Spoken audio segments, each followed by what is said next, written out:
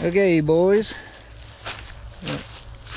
we're going up in here to check us a trail camera. Oh, there goes some deer right now. Straight up the hill. Look at them. Look at them go. A whole herd of them going right through there. Holy cow. Let's see. Get up through here. I mean, they're just right there. Golly, look at them go. Holy cow. Dude. Well, this ain't good. My trail camera's gone.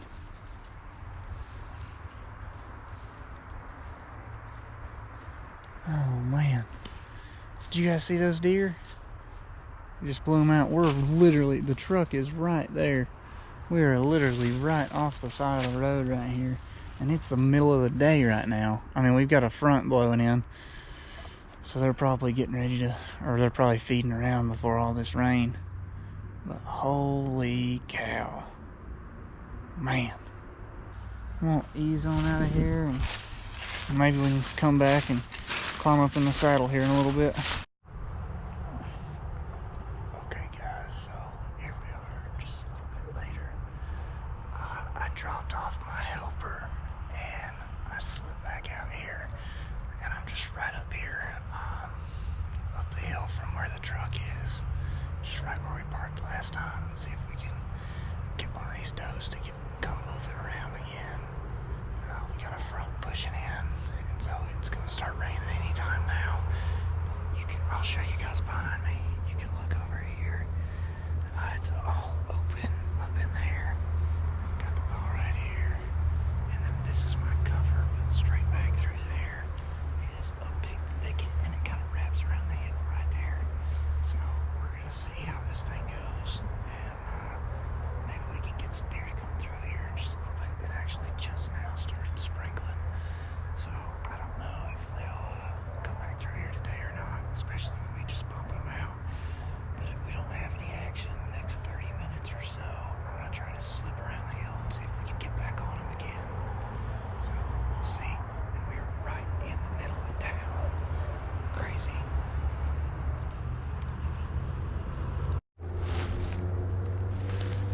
Alright guys, we are walking back out of here. I think we blew them out a little further than I thought we did at first. It's not a huge deal, but we're gonna go to another property that's down the road, and they're pretty covered up with does. I've been seeing them out there in the evening times. See if we can't get it done on one of those out there. Put a little more meat in the freezer this year. So just hang tight and we'll get back to the truck, and then I'll talk about a little bit more about what happened.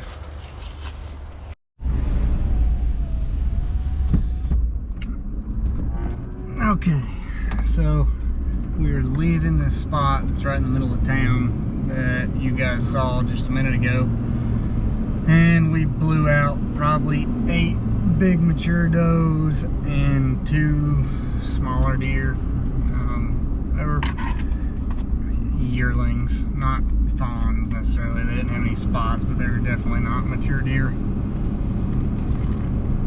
And so now I went and walked through a little bit, kind of went up. There's a mountain laurel thicket there, and I went up to check that, and that thicket was full of squirrels, and there's actually oak trees above it. And so they've got a really jam up spot to where they can sit and bed and get up and walk around and eat in their bed. And then there's actually water right there on the property too. So a mature buck would not have to go anywhere if he wanted to bed down right there. Now, that being said, Thanksgiving is next week. It's next Thursday. Today is Friday. So we're November 22nd, I believe. And they're starting to rut here a little bit. Here in the mountains, we get significantly later rut than almost everywhere else. And so, with that being said, they probably won't really start to rut until the week after Thanksgiving and on into the beginning of December. That's when the mature deer will get out and start really moving around. Not that they can't be killed now, because they can. They're just not as die-hard. The little bucks are definitely moving. We've been seeing them on camera. We got trail cameras out. I have a couple of customers that I've installed Blink security cameras on them, and they like for me to monitor those and just kind of keep up with them. Sometimes we'll do service work on them and that kind of thing. And so we'll go through and actually sort out the files that they don't want, and the clips. And a lot of those people have deer that move in and out and around their house. And so whenever I'm going through those clips, I just kind of take note, even though that's not where I'm hunting. I just try to see what the deer in the area are doing. And we've been seeing several little bucks show up out of nowhere for the past probably week, maybe week and a half.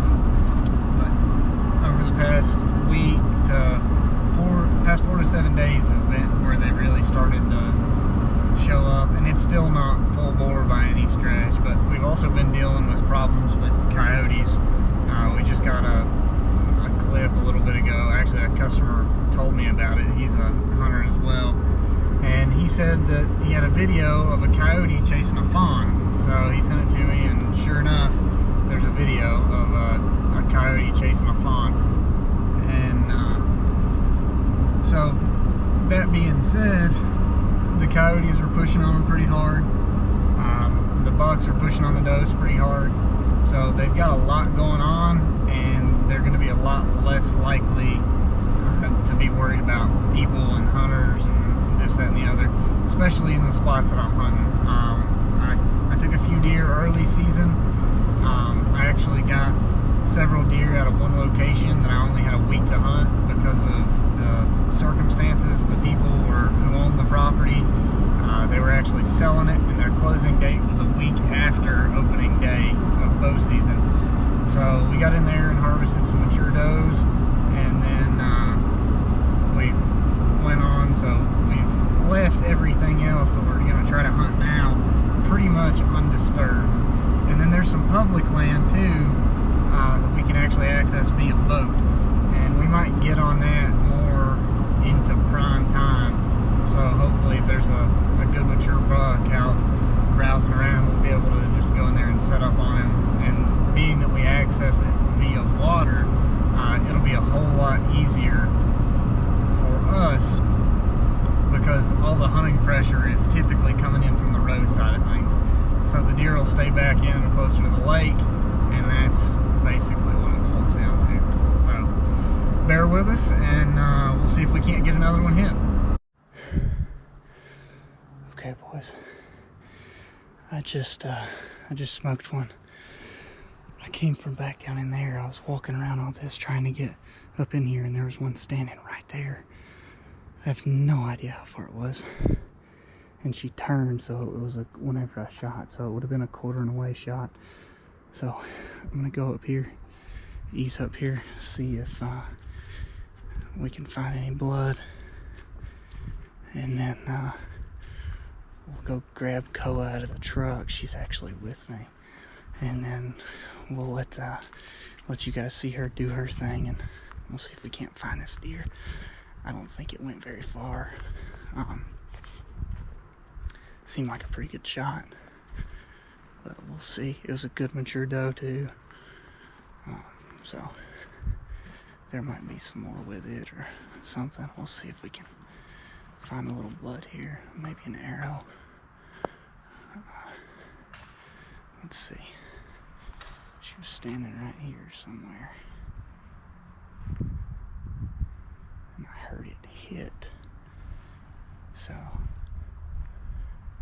there's some squirrels over there. I have no idea. I'm gonna find some blood so we can start her on it. Now it's possible that that the arrow never exited because it was a really, really hard quartering away shot. I think it hit her right behind the rib cage, but I am not sure. So we'll see. I'm gonna look for some blood, and then I'll check back in, let you guys know what I find. There's our deer, folks. What a wild chase. Holy cow. That was crazy. I'm actually gonna go around here. And there's a road right there. So I'm gonna go around and set that coat down and go around this road. And then we'll see. Good girl, Koa. Come here. Come here. Hey, Koe's. Come here. Come here, Koe. That's a good girl. Good girl. Oh, yeah. So, well, that's a pretty good point. If anybody doubts her ability to track, you guys saw that. Now, we did go the wrong direction at first. I'll give her that. But as soon as we got back on it, she picked it up and ran straight to the deer. It was hit pretty good. And so you can see where it was piled up. And I actually was looking at it. It looks like it's got a good shot coming out of the vitals. So we'll see how this thing goes. Get back with you guys in a minute. All right, so we're here. I've got it. I'm gonna drag it around this way.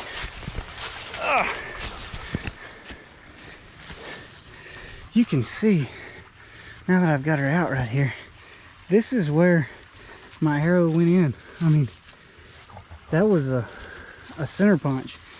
And like I said, she was standing broadside, but she turned into a 1/4 and 2, so it must have came out up front. Oh, it came out high. This is a pretty big deer for this area too.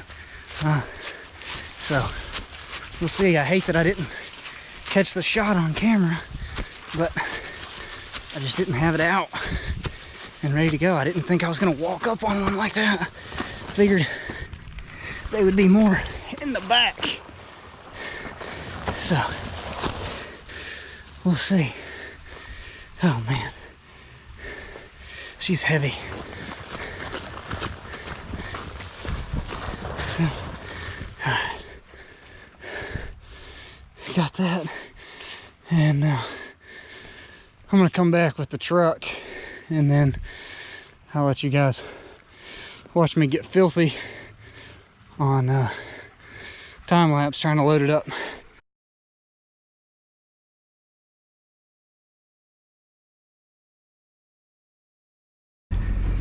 Okay, here we go. We just got her loaded up. Got the dogs back there. Got the me up here, and we got it done. Got a little venison. Boys, that was awesome. That was a crazy deal. Just to give you a brief recap of what happened, checked the trail camera. Number one, blew out deer right there. Went back, didn't see anything. Tried to put the stalk on them, but there was nothing on the property that we had permission to hunt there to actually put the stalk on. And so we came over here, and man, it happened fast. And after that, we went, found first blood, went and grabbed the dog just to kind of show off her skills, and now we're headed to the processor. So let's here we go, headed to the processor, and maybe they'll let us take you guys in and show you how it's done at the processor. Normally I would do my own, but I'm on a time crunch. It's 5:06 right now, and I am supposed to be eating dinner with my wife and baby and the rest of my family at 6 o'clock. So I'm gonna stop up here, see if Tommy's out, and then we're gonna go on again. Okay, boys, we just got over here to the shop, so I'm gonna take y'all, show you what's up. We got our deer right here, and we're gonna come in here. This is the shop. Got the gambrel up there. We're gonna come in, get this thing set up, and then I'm gonna go back and forth between time lapse and regular footage and walk you guys through how I go about skinning my deer.